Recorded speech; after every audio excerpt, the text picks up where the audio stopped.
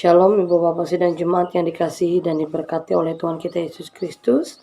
Sebelum kita masuk dalam perenungan kita pada saat ini, mari kita bersatu di dalam doa. Mari kita berdoa. Kami bersyukur kepadamu ya Tuhan, jika pada kesempatan saat ini kami boleh bersama-sama akan merenungkan sebagian dari sabda firman-Mu. Mari Engkau memberkati, mengurapi hamba-Mu yang akan menyampaikan firman ini dan mengurapi sidang jemaat-Mu yang akan mendengarkan firman ini, agar mereka dapat mengerti, dapat memahami, mendasarkan firman ini dalam hidup dan kehidupan mereka dengan baik. Terima kasih Tuhan, dalam nama Yesus Kristus kami berdoa dan bersyukur. Amin.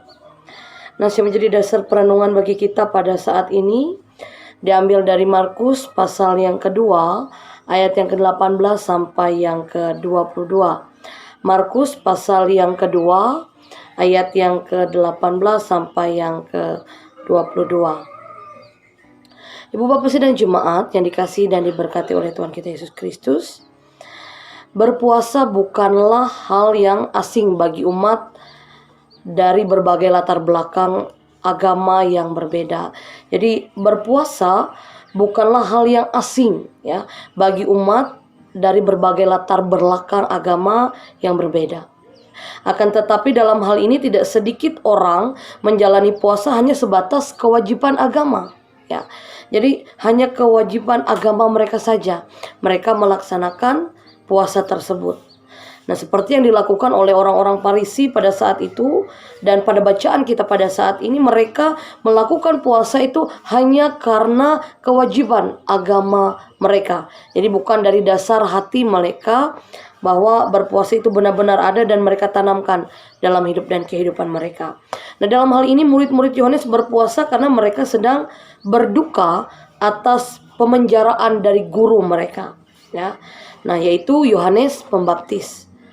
Nah, sedangkan orang-orang Farisi dalam hal ini tampaknya berpuasa karena kewajiban agama saja atau kewajiban agama semata. Nah, sedangkan orang-orang Farisi yang lain ketika mereka melihat Yesus dan murid-murid tidak berpuasa, mereka menegurnya ya. Yesus malah menjadikan sebagai pintu masuk untuk mengajarkan tentang puasa melalui 3 hal ya. Yang pertama, perumpamaan mempelai. Yang kedua, perumpamaan kain. Dan yang ketiga adalah perumpamaan anggur. Nah, Yesus mengajarkan berpuasa atau puasa harus dilakukan dengan pertama, waktu yang tepat ya.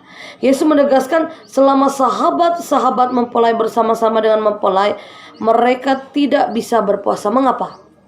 Ya. Puasa biasa dipahami sebagai simbol rasa duka ya, dan penyangkalan diri. Itu yang pertama. Jadi puasa itu disimbolkan sebagai rasa duka dan penyangkalan diri. Nah, bagaimana mereka bisa berpuasa atau berduka jika mereka sedang merasa sukacita ya bersama dengan sang mempelai, dikatakan dalam hal ini. Nah, dalam hal ini intinya puasa tidak boleh dijalani jika hanya sebatas kewajiban saja atau penampilan semata ya, melainkan harus berasal dari kesungguhan hati. Kedua, cara yang tepat ya. Tepat dan memadai. Jika keberdosaan dari hidup lama dikatakan ditambal dengan tindakan-tindakan agamawi semata, yang dalam hal ini adalah berpuasa ya. Nah, yang ketiga adalah tujuan yang tepat. Kalau pertama tadi waktu yang tepat, kemudian yang kedua tadi cara yang tepat, dan yang ketiga adalah tujuannya yang tepat. Nah, melalui penggambaran dari ilustrasi anggur baru tidak boleh ditaruh dalam kantong yang lama ya. Yesus menegaskan bahwa tujuan melakukan puasa harus tepat ya. Sebagaimana anggur baru ditaruh pada kantong baru, bukan kantong yang lama. Nah, seharusnya puasa membawa kita lebih mendekatkan diri kepada Tuhan. Nah, jika kita melakukannya tanpa menyangkal diri, puasa yang kita jalani akan sia-sia.